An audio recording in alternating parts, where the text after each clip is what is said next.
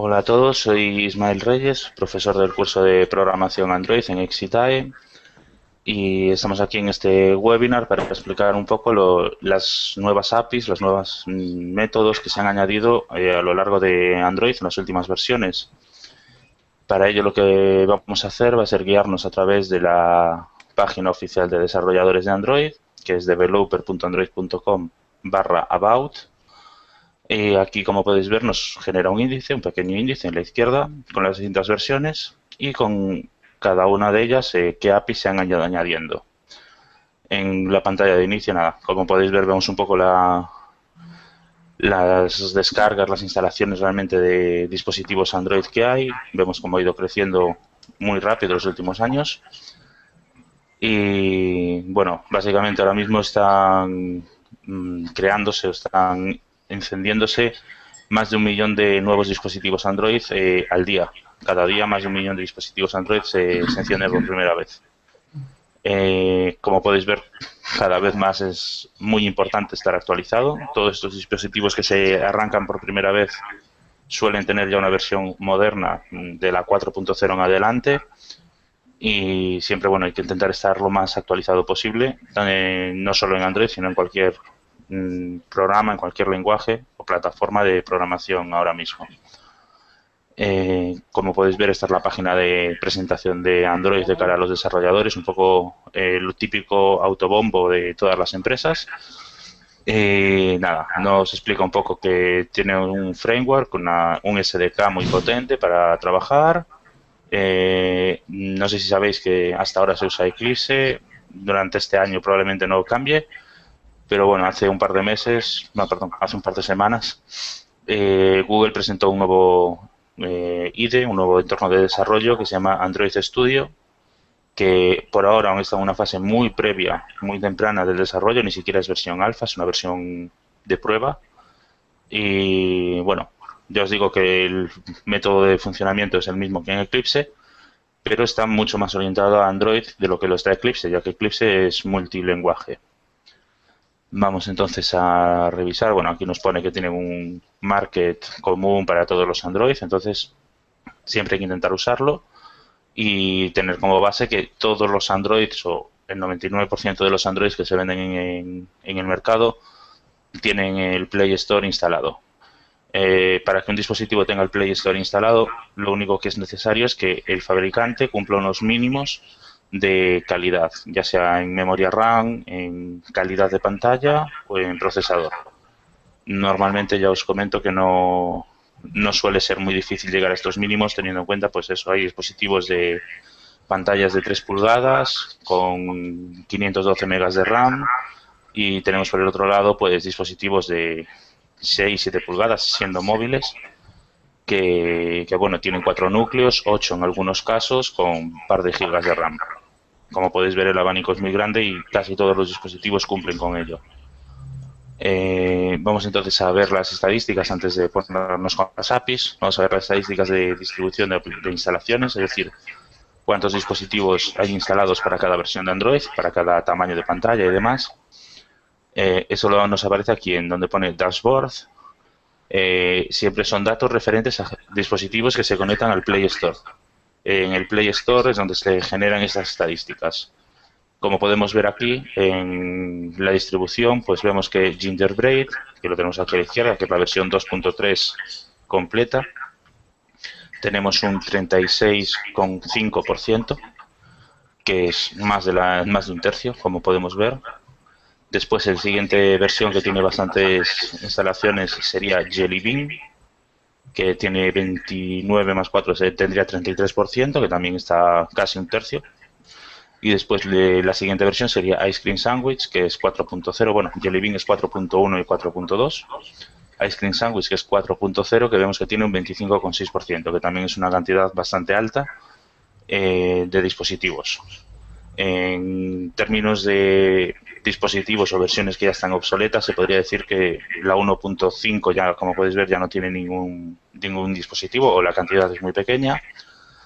La 1.6, que es versión Donut, se llama, tiene un 0,1%, que también es ínfimo realmente. Y Eclair, que es la 2.1, tiene un 1,5%. Como podemos ver, desde la 1.0 hasta la 2.1 apenas suman un 1,6%, que es muy pocos dispositivos. Incluso Froyo, que es la 2.2, que es el API Level 8, tiene un 3%, poco más de un 3%. En cualquier caso, ya os digo que lo normal es desarrollar para versión 8 en adelante, por el tema de que las funciones, las APIs, son más o menos las mismas en Gingerbread que en Froyo. Entonces, la diferencia de una aplicación que funciona en Gingerbread, 99% de los casos va a funcionar en Froyo sin cambiar nada. En cualquier caso, ya os digo que si vuestra aplicación no queréis que soporte de Froyo hacia abajo, es decir, que solo empiece en Gingerbread, en el API 9, como podéis ver, lo único que se os quedarían fuera de este grupo sería menos de un 5% de los dispositivos, que como podéis ver son muy, muy pocos. Entonces, como podéis ver, bueno, realmente el soportar todos los dispositivos cada vez es más raro. Ahora mismo todas las aplicaciones que desarrolla Google están casi siempre desarrolladas para Ice Cream Sandwich en adelante, es decir, desde la 4.0 en adelante, ya que Gingerbread, aunque aquí tenga un 36%, hace cuestión de un par de meses igual estaba en un 50%, está bajando muy rápido. Realmente los fabricantes ya están actualizando dispositivos, todos los dispositivos a una versión más moderna, 4.0 o 4.1.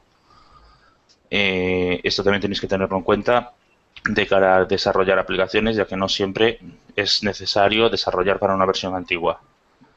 En cuanto a tamaños de pantalla y densidades, que lo tenemos justo debajo, vemos aquí que bueno, el tamaño de pantalla más usado, por así decirlo, sería el tamaño normal, y la densidad más usada, como podéis ver, ya está un poco más repartido. Tendríamos MDPI como la densidad estándar de tamaño junto con el tamaño normal. Vemos que aquí en donde se cruzan MDPI normal es un 16% de dispositivos, que vendría a ser pues tamaño normal y MDPI, si no recuerdo mal, son todas las pantallas en torno a las 3,5 o 3,7 pulgadas. Después ya nos vamos a HDPI, que serían las pantallas ya con mejor definición, y HDPI en tamaño normal suelen ser las pantallas alrededor de 4 pulgadas, 4,5, incluso hasta 5 pulgadas estarían aquí en este grupo. Y después en XHDPI con tamaño normal, que vemos que es un 24,5%, que también es bastante grande, estarían los dispositivos de unas 7 pulgadas, 10 pulgadas, dependiendo un poco de la resolución que tengan. Y en el XX HDPI, en tamaño normal, estarían dispositivos de 10 pulgadas con una resolución muy alta. El típico ejemplo y el de los pocos que sé que cumplen esa densidad sería el Nexus 10, que es un dispositivo de 10 pulgadas con una resolución de 2400 por 1600 aproximadamente, que como podéis ver es mucha más resolución que muchos monitores y televisores de casa normales.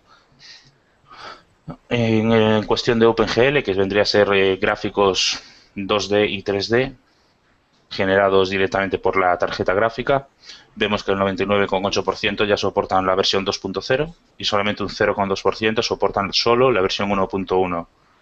Esto nos ayuda a determinar que realmente la versión 1.1 únicamente ya no es necesario soportarla en exclusiva. Podríamos hacer una aplicación que soporte la 2.0, que va a funcionar en 99,8% de los dispositivos, es decir, en todos.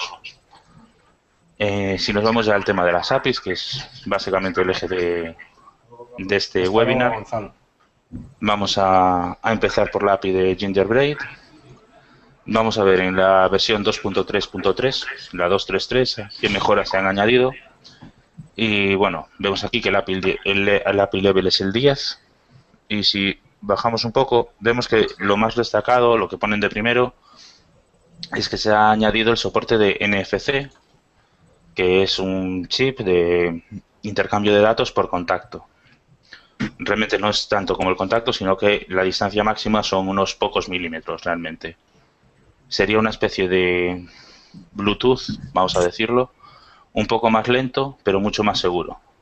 Lo usan o se está empezando a usar para micropagos y demás con el móvil. Acercas el móvil al detector, al sensor, en el cajero, por ejemplo, acercas el móvil, el cajero le envía la información de cuánto es lo que tiene que pagar, tú en el móvil introduces el PIN de tu tarjeta o de tu cuenta o de la aplicación con la que vayas a pagar, y el móvil es el que le da el permiso al banco para que te cobren esa cantidad. Realmente en el cajero no tendrías que entregar nunca la tarjeta, con lo que, bueno, ahí ya saltamos por encima todos los problemas de privacidad que puede haber que tenga un doble lector de tarjetas, que te las esté copiando y demás. Con este sistema ya no habría este problema, ya que no permitiríamos que nadie físicamente manipule las tarjetas. Nosotros en el móvil ya gestionaríamos el pago. El NFC, como podéis ver, son varios estándares, están NFC A, B, F. Cada uno de los estándares es una forma distinta de guardar los datos en el chip. No en el chip del teléfono, sino en el chip de las pequeñas tarjetas NFC que existen. Es una forma de intercambiar los datos. Tenemos todos, están basados en android.nfc.action, son los distintos actions de Intent Filter. Tenemos NFDev Discovered y Tech Discovered. Básicamente esto es lo que haría, sería ejecutar nuestra aplicación cuando se detecte un chip NFC adecuado. Vamos a seguir viendo. Bueno, tenemos varias clases que se han añadido. Tanto para detectar los mensajes que se intercambian. El NFC Adapter viene a ser información referente al hardware, al propio chip de nuestro dispositivo. El mensaje, ya os digo, el mensaje en que se está retransmitiendo con el tipo de codificación que se use. El NDEF Record es el texto, la instrucción que viene dentro del NDEF Message, del mensaje. En el mensaje viene la instrucción, el record, y a mayores vienen unas pequeñas etiquetas. El record es donde está la información y el mensaje es todo lo que se transmite, no solo la información que se está transmitiendo. El tag es lo que os digo, el chip que se está leyendo, la etiqueta, y el tag technology es la forma en que esa etiqueta guarda la información. No todas son compatibles con Android, pero bueno, ya os digo que se está estandarizando y poco a poco están todas o casi todas las que salen son compatibles. Como podéis ver, bueno, el NFC es bastante complejo a priori porque es nuevo en esta versión, entonces lo han añadido entero y han añadido muchas cosas, desde la parte de hardware, los mensajes, que viene a ser ya un poco más software, e incluso la parte de hardware que ni siquiera tiene que ver con Android. Si nos vamos después, bueno, pone aquí que la API necesita un permiso especial, Android Permission NFC, para poder detectar. Y a mayores tenemos que decirle al sistema en el manifest que el uso del NFC es obligatorio. Android requiere true. Si nos vamos al enlace que pone aquí, para más información, leer la guía de desarrollo de NFC, pulsamos en el enlace y bueno, vemos aquí que nos pone dos categorías, básico y avanzado, y nos indica un poco cómo trabajar, cómo llamar a las distintas APIs para poder leer y escribir en estas etiquetas, en estos tags. No nos vamos a parar, ya os digo que vamos a ver las APIs así un poco por encima. Y bueno, es un proceso que se desarrolla todo en el dispositivo. Como os dije antes, bastante más seguro que el dejarle la tarjeta al cajero para que nos cobre, por ejemplo.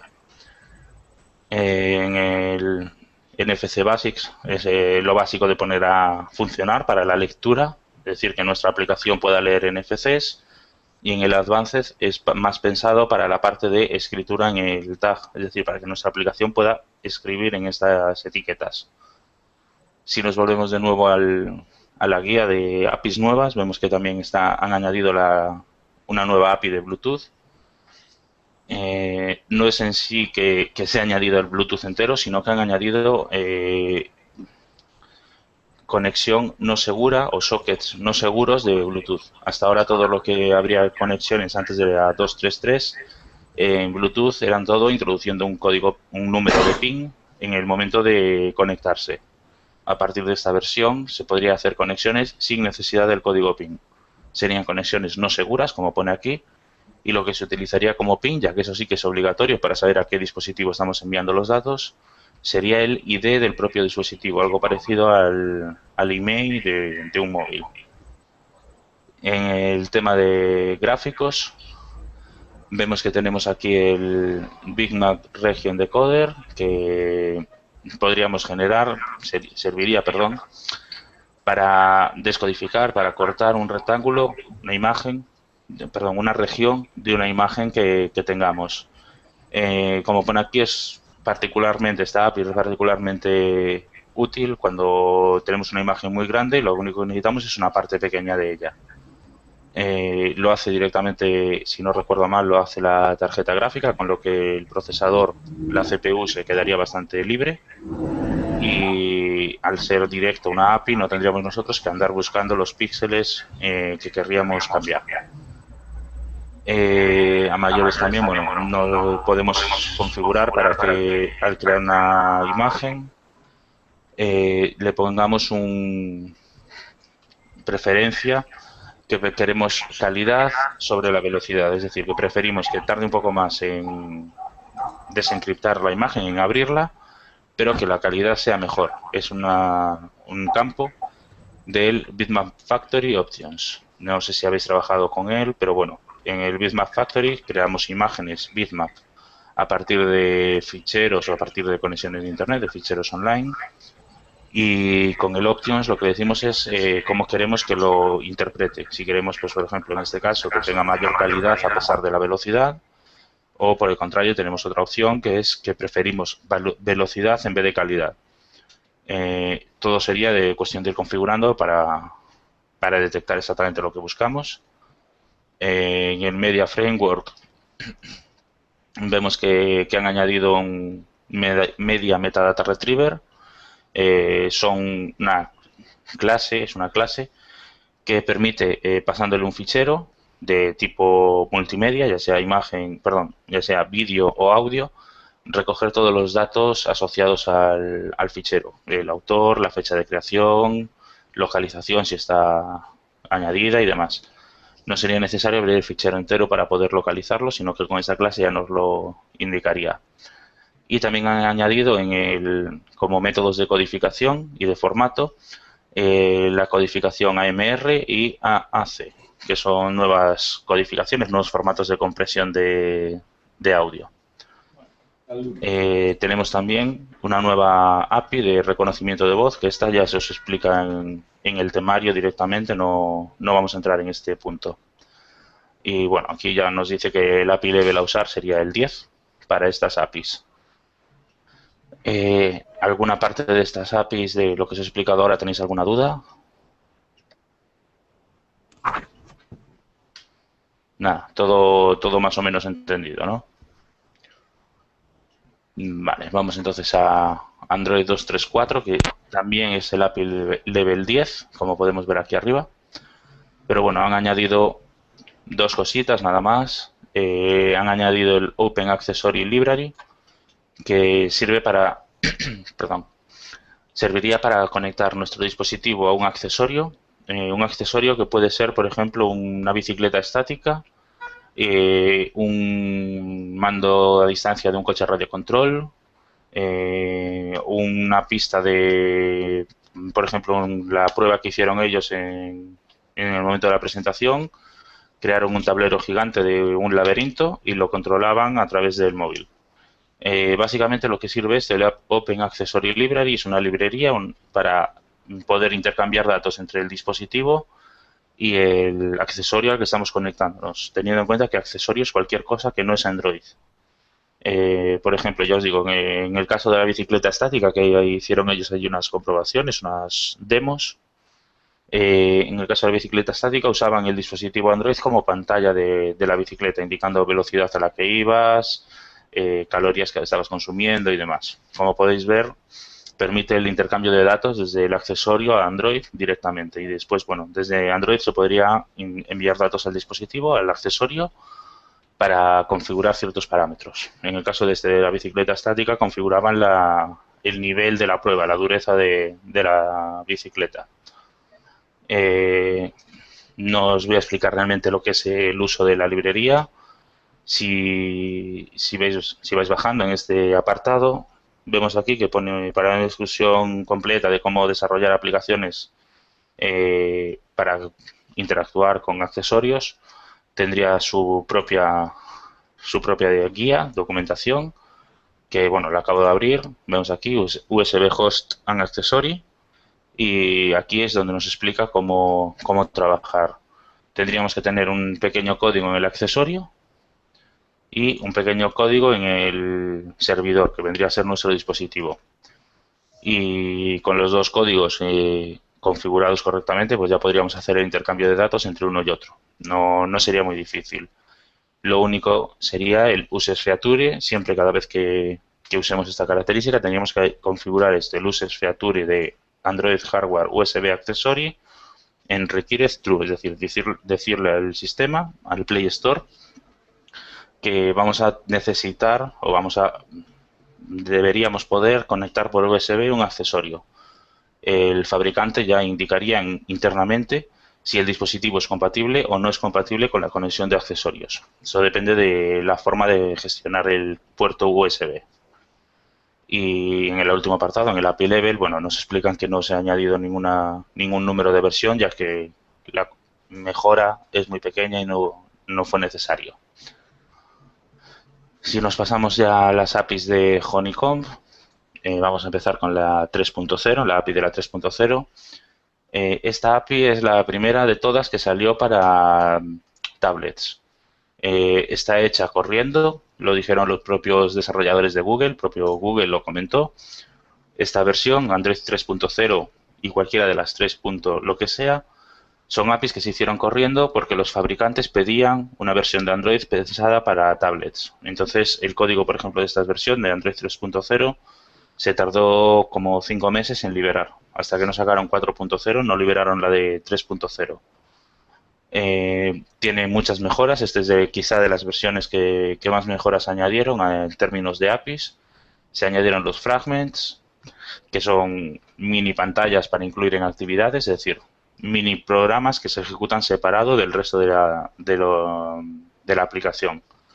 Se explica en el temario, no me voy a parar mucho en los fragments, ya os comento. El Action Bar, que bueno, es la barra superior de las aplicaciones ahora, que tenemos el icono de la aplicación a la izquierda, el título y una serie de botones a la derecha. También se añadieron en esta versión, en 3.0, ya que los tablets tienen más pantalla y vieron la posibilidad de añadir esta barra con acciones directas. Funciona muy parecido a los menús anteriormente, es decir, a la tecla menú de versiones anteriores. Sería el equivalente a la tecla a las acciones del Action Bar. Realmente, internamente en el código, los métodos son exactamente los mismos. Sería onOption Item Selected, onCreate Options Menú y demás. Vemos que si nos fijamos aquí, el enlace que nos da es el del Options Menú, que es el mismo enlace que usaríamos para crear un menú normal en versiones anteriores. Sobre Action Bar también tenemos demos, API demos, y tenemos la documentación oficial sobre Action Bar. La documentación oficial, si la abrimos, vemos que nos dice cómo crear un Action Bar, cómo añadir elementos, por ejemplo, poner pestañas de navegación, sería este caso que vemos aquí. Como podéis ver, todo lo que se explica siempre con código, y si no, pues ya os comento que en el temario también se está explicando esa parte y no tendría problema ninguno. Solamente siguiendo los pequeños ejemplos de la web oficial, de la documentación oficial, con lo del temario, realmente no tiene ningún problema. Añadieron también en esta versión, en la 3.0, el gestor del portapapeles.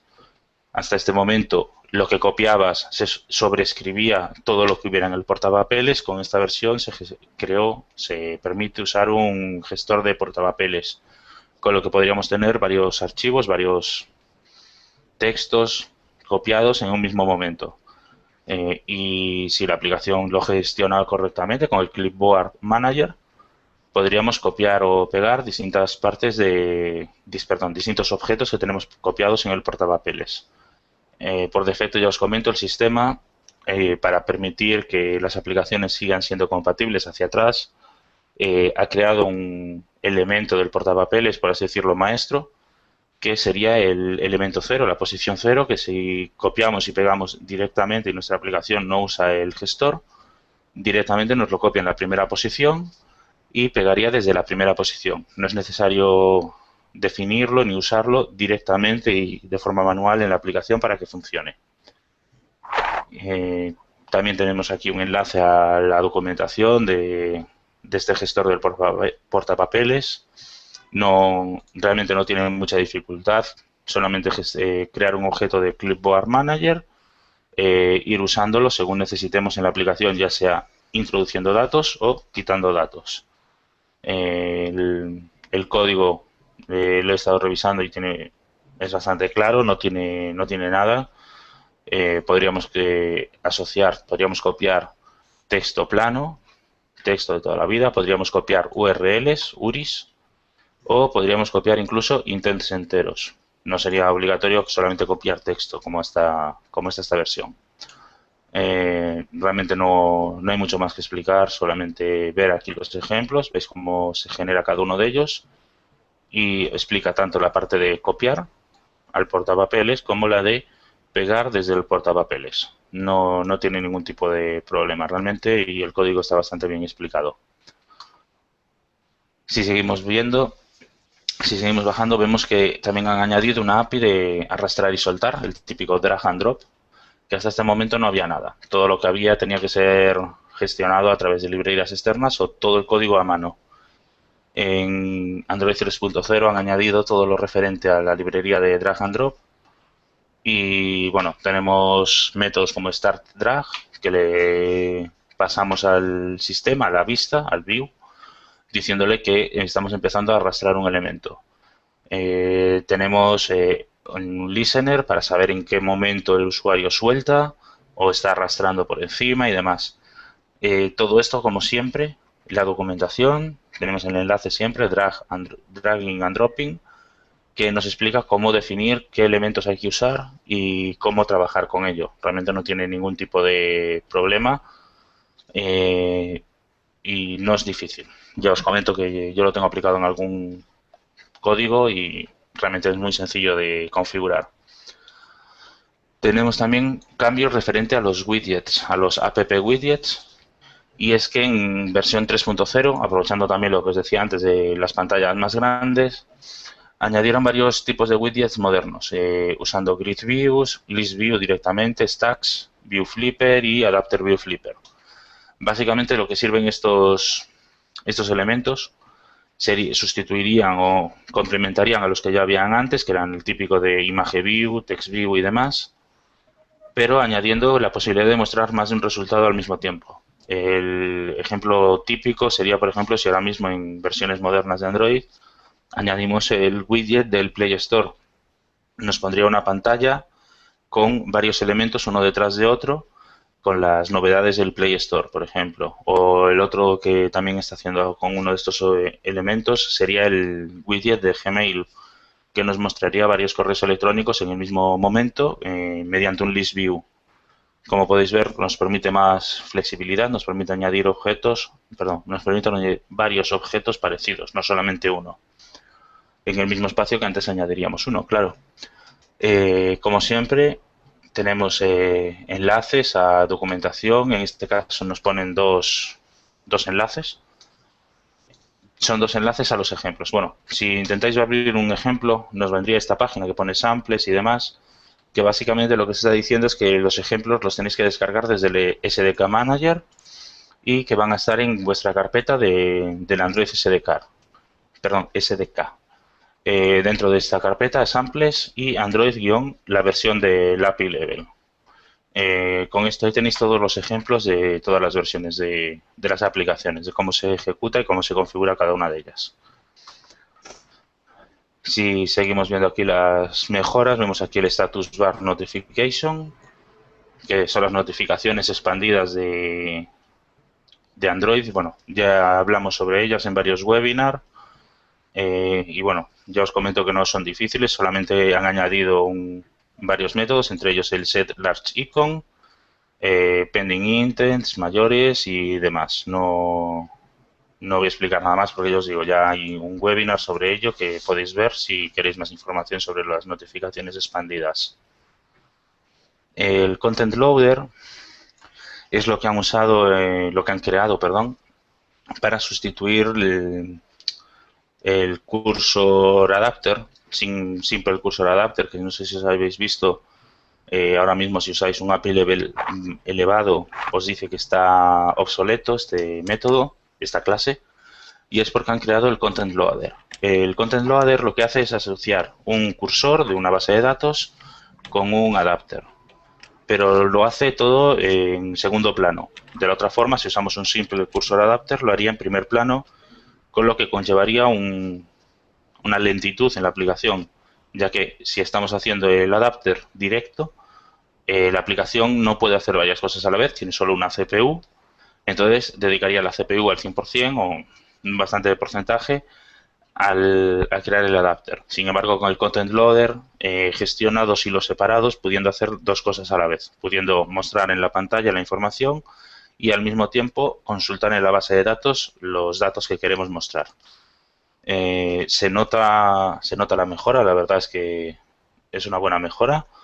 Y si no recuerdo mal, también lo tenemos en el temario, lo tenéis en el temario, perdón, en la sección de APIs de Honeycomb, las nuevas mejoras. Ahí se explica. En cualquier caso, también tenéis aquí, como veis, el enlace, documentación de los loaders.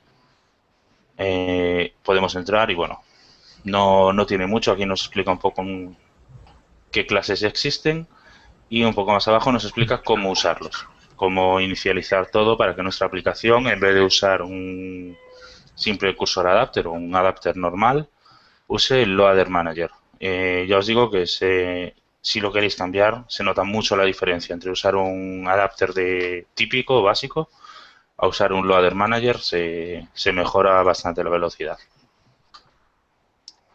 Seguimos viendo, bueno, añaden más cambios referentes a las APIs de Bluetooth.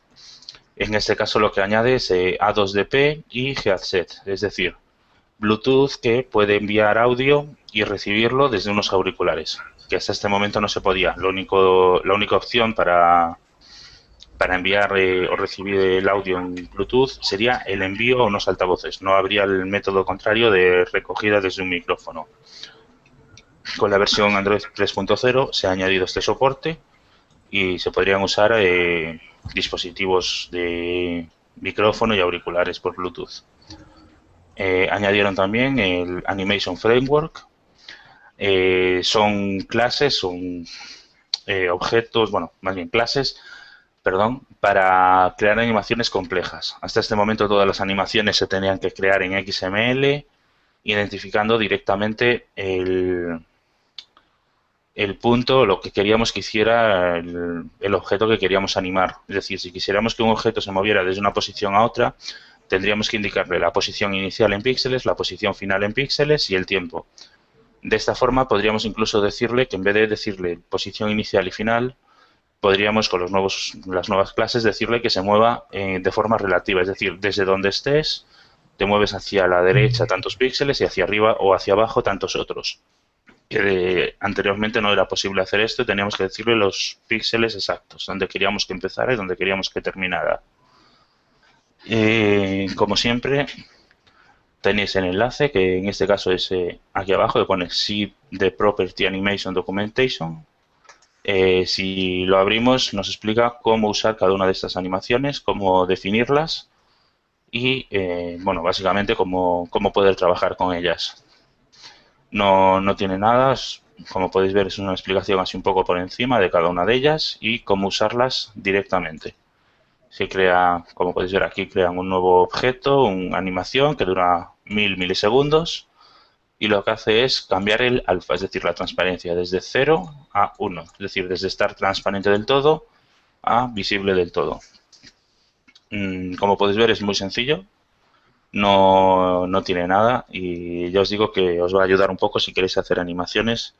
La API esta es una mejora bastante grande. Bueno, después aquí añadieron Extended UI Frameworks, es decir, mejoras a componentes que ya había y que han añadido en esta versión. Se ha añadido en la primera que ponen aquí la selección múltiple en List Views y Grid View, es decir, poder seleccionar más de un elemento en un listado o en un grid de elementos. El típico ejemplo es en Gmail, por ejemplo, si mantenéis pulsado un correo en la lista de correos, si mantenéis pulsado uno, sale una barra arriba con más de una opción y podéis seguir pulsando y marcar varios correos a la vez. Es lo que han añadido, sería estas APIs. Después unas nuevas APIs para transformación de vistas, que básicamente sería lo que os he explicado antes con Animation Framework. Han creado el Animation Framework, es decir, un gestor de animaciones, y han añadido nuevas APIs a ese gestor. New Holographic Themes, es decir, nuevos temas holográficos. Este es el típico punto en el que se ha notado que han entrado nuevos trabajadores. En este caso, quien entró fue Hugo Barra, que no sé si os suena, era el diseñador de Palm OS, y Palm OS con Hugo Barra en la cabeza ganó varios premios de mejor diseño en aplicaciones móviles o mejor diseño en sistemas operativos. Google lo contrató y se está dedicando ahora mismo al tema de diseño de Android. Casi todas las mejoras que hay relacionadas con el diseño, Hugo Barra estará detrás de ellas. Y el tema temas holográficos, los típicos que empiezan por teme.holo, esto que tenemos aquí, son estos temas. Son temas muy básicos, por así decirlo. Hay dos temas básicos, que son el tema oscuro y el tema claro. En el oscuro son los fondos negro o gris oscuro con el texto en blanco. Y en los temas claros los fondos son blancos o grises muy claros con el texto en negro.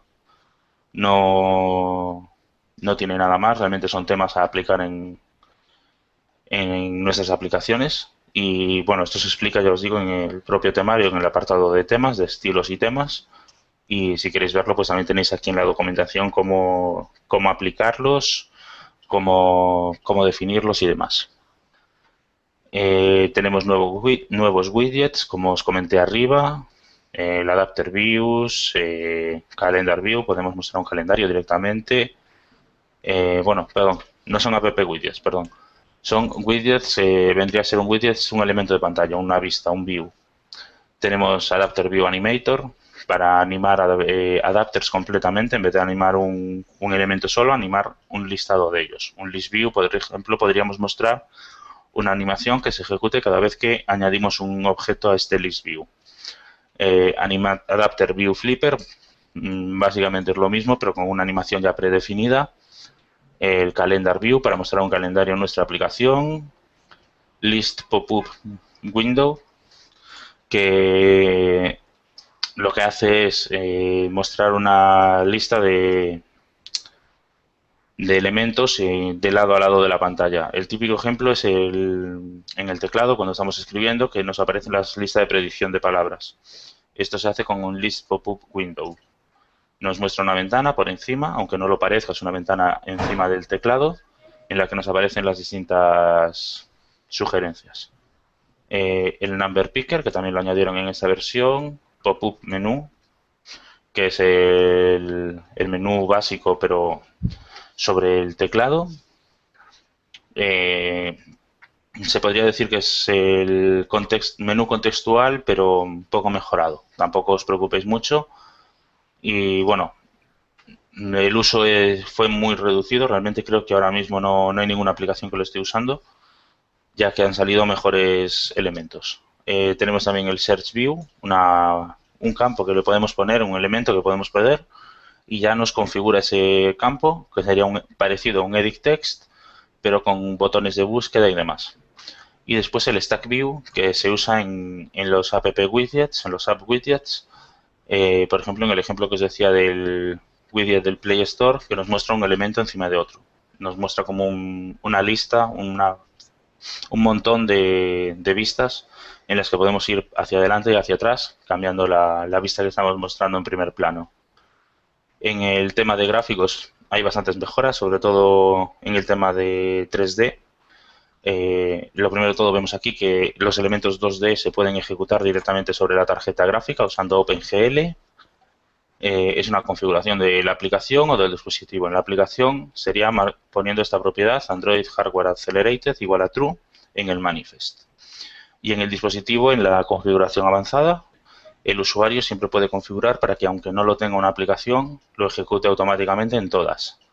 no es recomendable si nuestra aplicación no va a hacer uso de gráficos complejos. Si solamente vamos a mostrar elementos desde un layout normal, no lo debemos usar ya que consume bastante más batería que un elemento normal. El View Support para capas de software y hardware, esto viene de la parte anterior, es decir, que vamos a poder mostrar vistas, van a poder mostrarse capas, layouts, desde generadas tanto por software como por hardware, es decir, generadas por la CPU, generadas por la tarjeta gráfica. Ya os digo que no os preocupéis, no vais a tener que usarlo directamente y solamente son propiedades que se configuran en un view, en cualquier elemento del layout, y se le puede indicar qué tipo de capa es, si es un tipo de capa hardware o un tipo de capa software.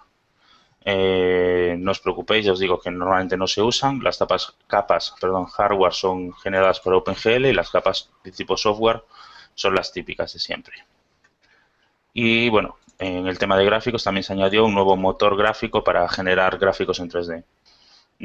Tenemos aquí más información si queréis verlo, pero bueno, ya os digo que no influye en el uso normal cotidiano de una aplicación. En la categoría de multimedia o media, podríamos capturar vídeos con la API de la grabación de vídeo, podríamos capturar vídeos time-lapse, es decir, una foto cada X segundos y generar un vídeo. Podríamos asociarle texturas a una imagen cualquiera, pues por ejemplo que todo lo que sea el típico croma de televisión, que es el verde, que lo transforme y le ponga cualquier imagen por encima, esto sería haciéndolo con el Texture Support. Permite hacer live streaming desde HTTP, es decir, vídeo en directo a través de una conexión a Internet, como hace YouTube, por ejemplo. No da soporte a datos EXIF, es decir, poder leer y guardar datos internamente en la imagen, a mayores de la imagen. Perfiles en la grabación de vídeo, pues por ejemplo, perfil 1080 píxeles, perfil de calidad de 720 o calidad básica. Básicamente los perfiles sirven para decirle qué calidad de gráficos queremos a mayores de la resolución de grabación. Podríamos poner una resolución alta pero con una calidad baja para que, aunque la imagen sea grande, se grabe rápidamente. Tenemos aquí, bueno, transferencia digital de ficheros usando el protocolo. Esto es cuando conectamos el dispositivo al ordenador. Ha cambiado el método de transferir datos. En este caso, con el nuevo método, el MTP, permitiría que un dispositivo comparta la memoria interna, la memoria SD, por así decirlo, entre el ordenador y el propio dispositivo Android, pudiendo ambos dispositivos, el ordenador y el Android, acceder al mismo archivo al mismo tiempo. Da problemas si estamos realmente modificando el mismo archivo, pero bueno, nos permitiría el poder acceder desde Android en un momento, cambiar al ordenador sin tener que desconectar el móvil ni nada.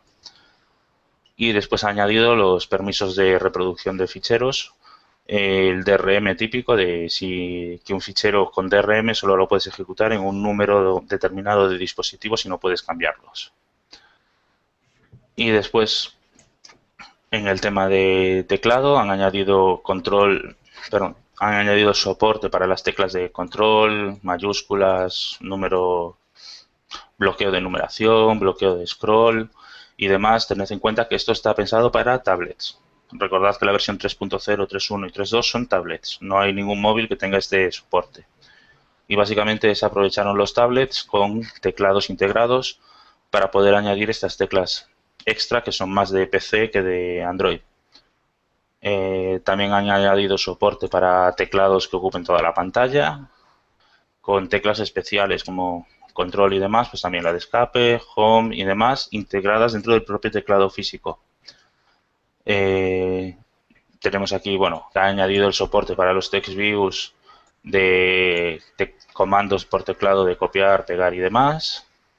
Nuevos eventos para el teclado, para poder detectar estas pulsaciones de las teclas superiores, de las teclas especiales nuevas. Vale, como podemos ver aquí, han añadido soporte para que una aplicación pueda implementar su propio teclado, que no tenga que usar nuestra aplicación el teclado por defecto del sistema, sino que nuestra aplicación pueda decidir qué teclado puede usar o incluso qué teclas especiales pueden usarse o cuáles no.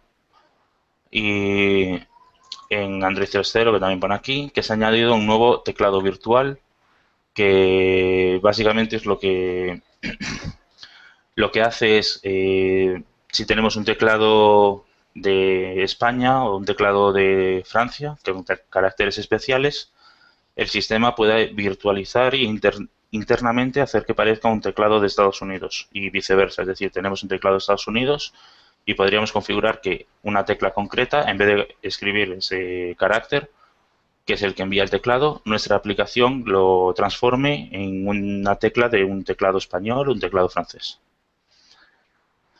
Después tenemos Split Touch Event, eh, que básicamente lo que hace es de asignar el soporte multitáctil a un elemento concreto. Hasta este momento, todos los elementos de pantalla, text views, image views y demás, solo aceptaban un dedo encima de ese elemento, una pulsación. Con el Split Touch Event, el sistema es capaz de detectar más de una pulsación al mismo tiempo. Pues el típico ejemplo de hacer zoom con dos dedos fue integrado de forma nativa. Hasta ese momento se podía, pero con librerías especiales externas. Pero bueno, en este momento fue implementado internamente en Android y se podría usar directamente. WebKit hace referencia internamente a cómo se generan las páginas web, cómo podríamos mostrarlo en un WebView y demás. No, no influye directamente sobre lo que estamos nosotros viendo. Como dato curioso, por ejemplo, usaríamos en el WebView el método Save Web Archive para guardar la página web que tengamos abierta, por ejemplo, directamente en un fichero, o on pause o en resumen. Es decir, podríamos gestionar el ciclo de vida de un WebView que hasta ese momento no se podía. En el tema del browser, del navegador de aplicaciones, permitiría, bueno, a partir del navegador, lanzar una petición HTML para que abra una imagen, para poder seleccionar una imagen, que hasta ese momento no era posible. Es decir, en una página web, incrustar este código para que se lance la cámara. También permite en una página web detectar la orientación del dispositivo y aplicar transformaciones SS en 3D. Y después, bueno, añadieron clases de lectura de JSON para no tener que usar librerías externas como las que se explican en el curso. Yo os digo, el temario de JSON está pensado para todas las versiones de Android, no solo para las últimas. Y entonces por eso se explica una librería como se usa una de las librerías externas de JSON. Y después, bueno, añaden varias constantes nuevas. En el Uses Feature añade el Fake Touch para decirle que se puede instalar en dispositivos que tienen toque, puedes decirlo, que aceptan pulsaciones, pero a través de un ratón, que no son táctiles directamente. Y añaden un nuevo permiso, pero asociado a servicios. Es un servicio especial que solo se puede asociar con widgets de escritorio. Y después, bueno, a mayores nos pone aquí las distintas mejoras en el kernel de Linux y en la máquina virtual, en Dalvik. Y bueno, como podéis ver, este es el API Level 11, el Android 3.0. Vamos a ver el Android 3.1, que sería el API Level 12. Aquí también hay varias mejoras. Tenemos nuevas APIs para la gestión de USBs, de conexión USB, recordad lo de los accesorios. Han añadido bastantes más clases para gestionar accesorios y para conectarnos a dispositivos a través de MTP.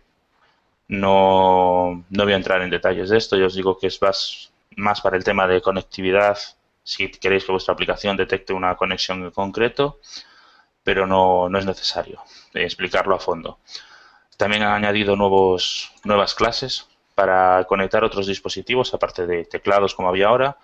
También se podrían conectar joystick, gamepad y otros dispositivos del estilo, es decir, dispositivos de movimiento, de control de Android, que no son el típico de un dedo en la pantalla, una pantalla táctil, sino pues externamente que podríamos controlarlo con otro hardware.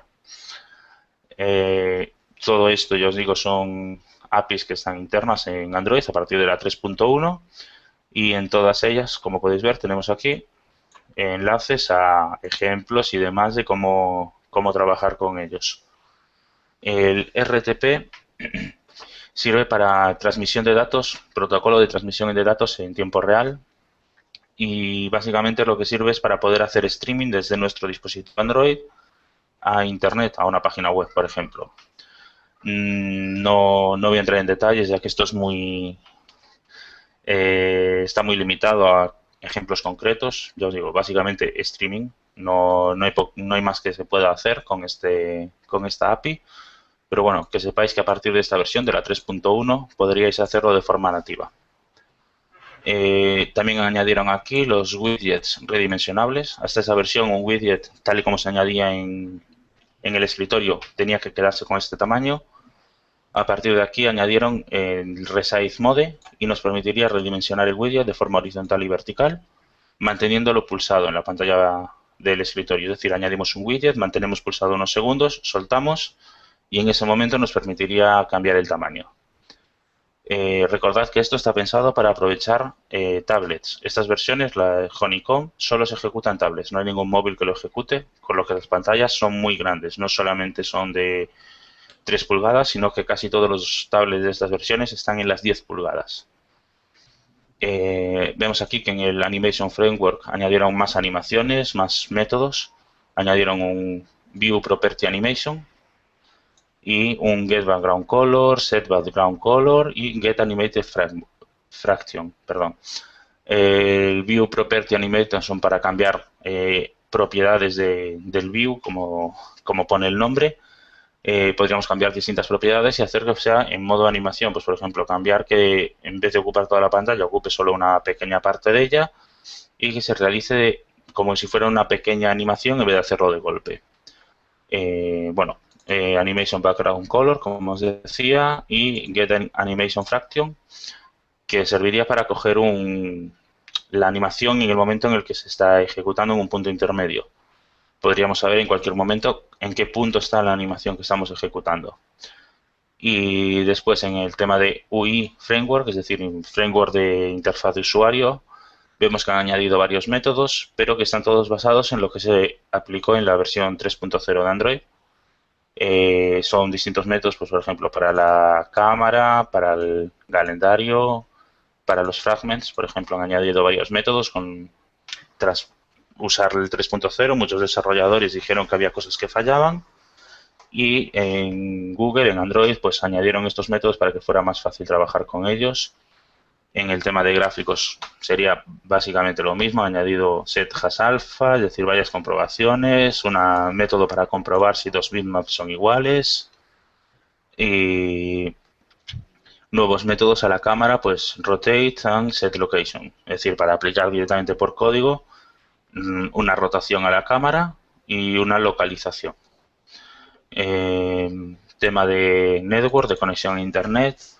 Vemos que tenemos aquí el Wi-Fi Lock, es decir, que nuestra aplicación bloquee el Wi-Fi para usarlo, por así decirlo, en modo exclusivo, dándole prioridad a nuestra aplicación sobre el resto. Han añadido este método, el Create Wi-Fi Lock, que lo que hace es justo eso, bloquear la conexión para que nuestra aplicación tenga mayor preferencia. Tenéis que tener cuidado cuando lo uséis y siempre liberarlo cuando no lo necesitéis, ya que si no vuestra aplicación estará en el primer punto y siempre podría llegar a causar problema en otras aplicaciones. Después nos muestra a nivel de usuario estadísticas de uso de la conexión. Si vais a la configuración de los ajustes, vais a los ajustes, datos móviles, os explica ahí, os pone un pequeño gráfico de cómo se ha usado la conexión, cuántos datos lleváis descargados y demás. Se ha añadido también un gestor de descargas, unos métodos y demás. El gestor de descargas ya existía, se han añadido unos métodos, para detectar cuándo se ha completado la descarga. Es decir, que si se termina la descarga, avise a la aplicación que la ha generado, por ejemplo. Una opción para ordenar las descargas por tamaño. El IME Framework. IME es el teclado en pantalla, el teclado táctil. Y lo que viene a decir es que han añadido un par de métodos para trabajar con este teclado. Y en la parte de multimedia lo mismo. Nuevo formato de audio para el streaming, para la parte de subir y descargar vídeos directamente desde Internet. En el tema de aplicaciones en segundo plano, aplicaciones paradas en segundo plano, se han añadido varios flags para poder para permitir que una aplicación quede en segundo plano o no. Si a nuestra aplicación le ponemos que no queremos que nunca se quede en segundo plano, habría que ponerle este flag, exclude Stopped Package, y evitaríamos que la aplicación se quedara en segundo plano y que el sistema ni siquiera la detectara, como si no estuviera en segundo plano, que se cerrara automáticamente. También tenemos Action Package for Launch y Action My Package Replace, es decir, dos actions para intent filters, en el que el primero detectaríamos si es la primera vez que ejecutamos la aplicación y en el segundo si la aplicación ha sido actualizada. Serían dos actions que van asociados al intent de arranque de nuestra aplicación, que podríamos verificar si ya suceden, pues ejecutar algo en ese caso. Después vemos aquí, bueno, Core Utilities, es decir, utilidades internas de Android. Ya os digo que no nos vamos a meter. WebKit, que es el temas relacionados con la creación de páginas web, muestra de páginas web, el navegador y demás.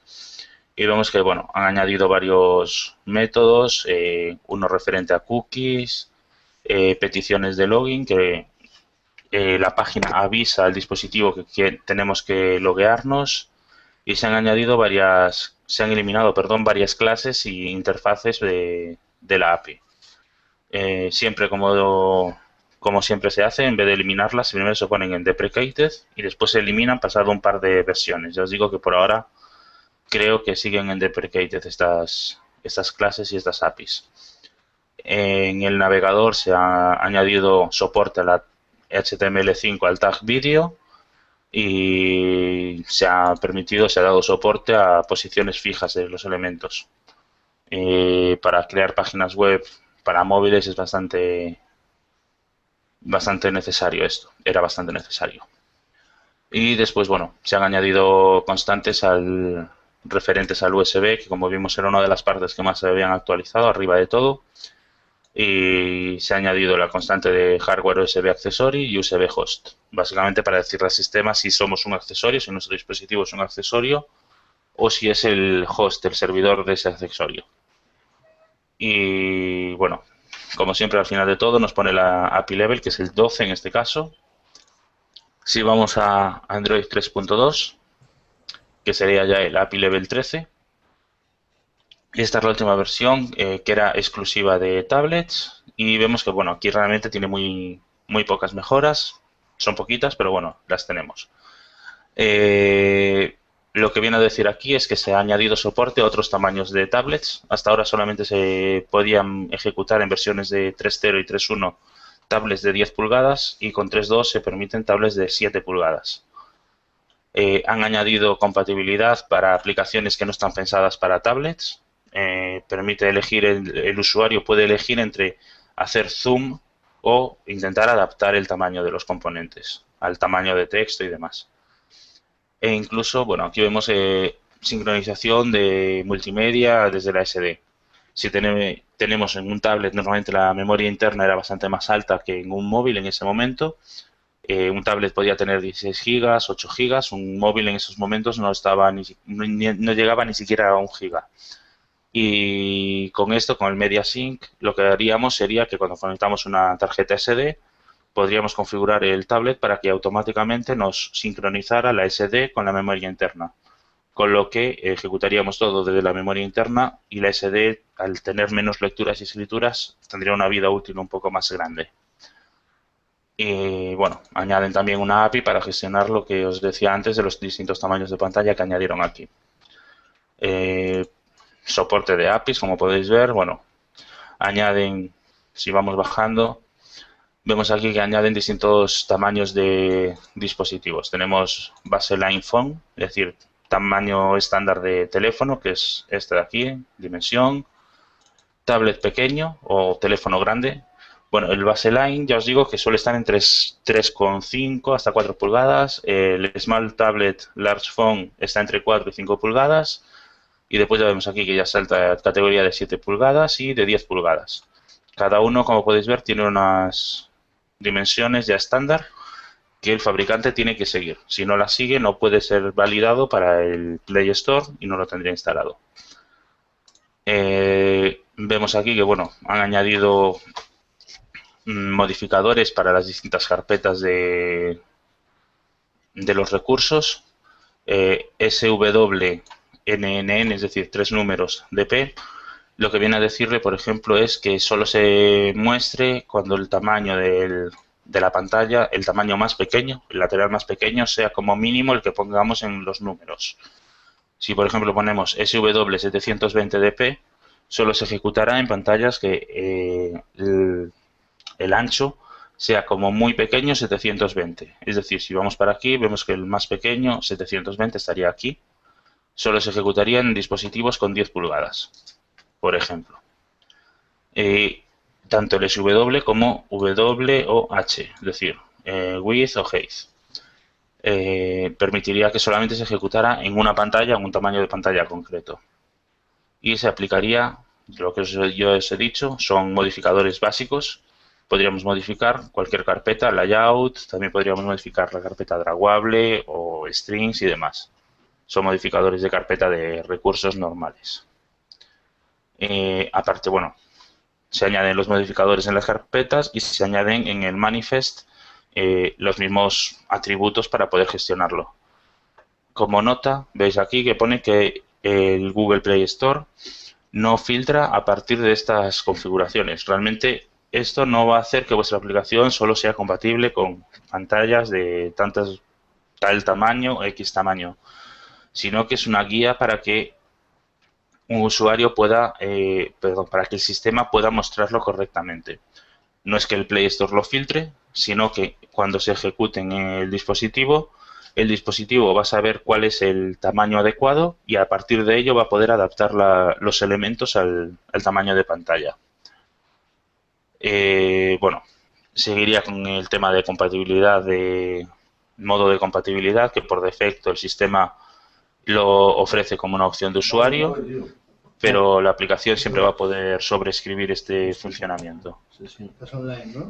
Después añade un nuevo modificador, el TVDPI, que fue cuando añadieron el Google TV, que es una nueva definición, una densidad nueva para los televisores, ya que los televisores suele ser siempre un 1080 píxeles, es decir, Full HD, pero sin embargo el tamaño real igual está en torno a las 40 pulgadas, 30 y tantas, y no es como un tablet que está en 10 pulgadas. Entonces han tenido que crear esta nueva densidad, esta definición de densidad para los televisores, ya que los píxeles suelen ser bastante más grandes.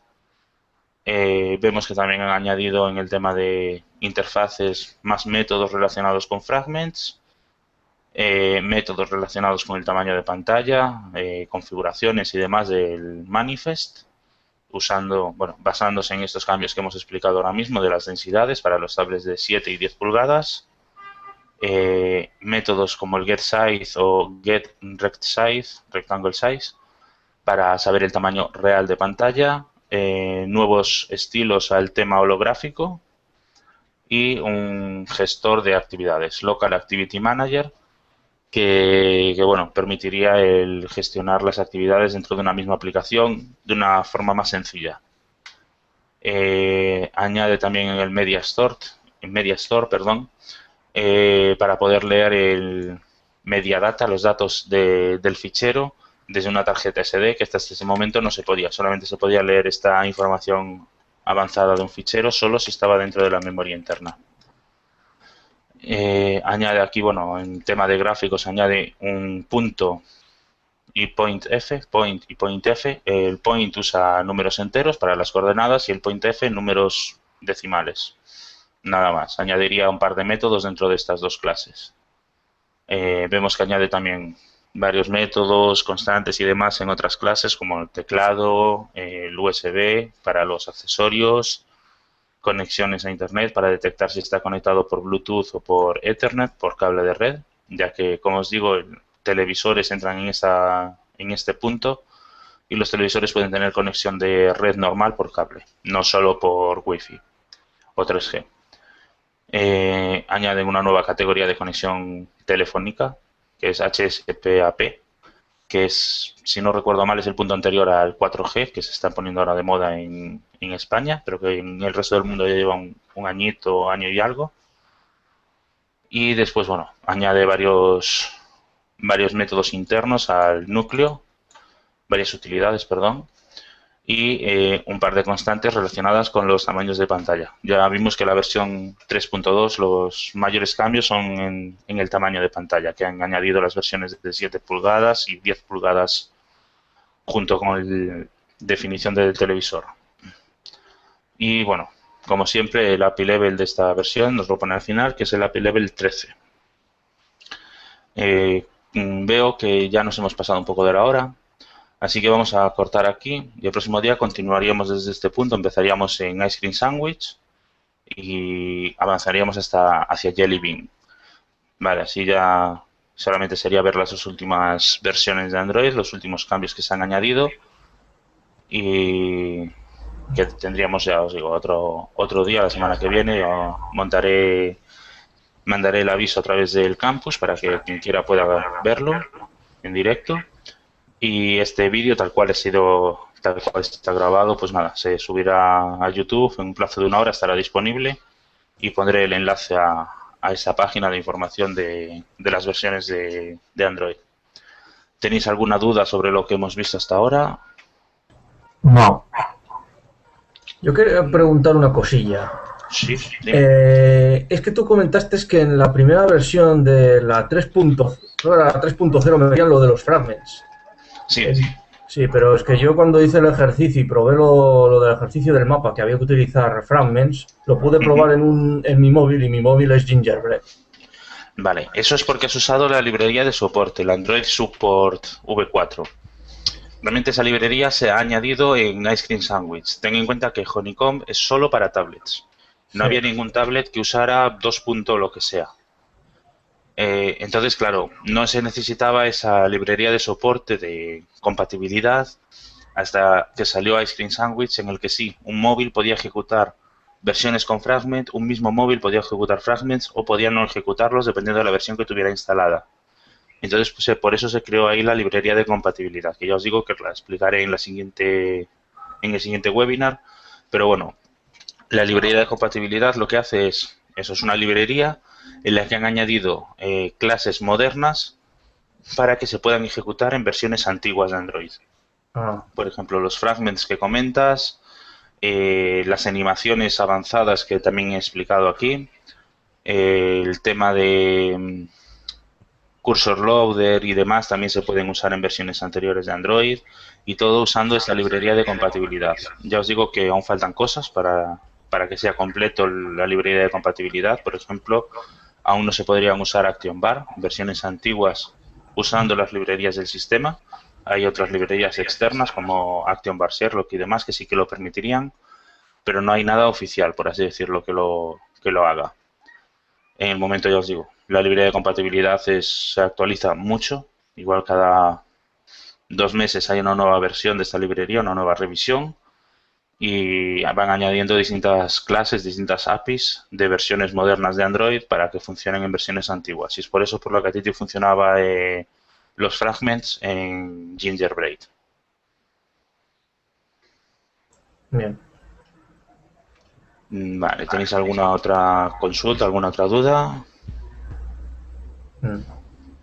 Vale, pues entonces cortamos aquí el webinar y ya os digo, en los próximos días os mandaré un aviso, un comunicado a través del campus para que si os queréis apuntar a este webinar de la semana que viene podáis hacerlo con tiempo, ¿vale? Vale. Vale, chao. Chao.